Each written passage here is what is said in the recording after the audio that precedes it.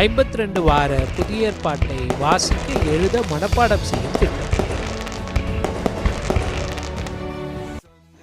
வாரம் 34 24/8/2025 30/8/2025 வரை. வாசிக்க வேண்டிய வேத பகுதி 2 தெசலோனிக்கேயர் 1-2 அதிகாரங்கள் மற்றும் யோவான் 13, 14, 15 அதிகாரங்களை வாசிக்க வேண்டும்.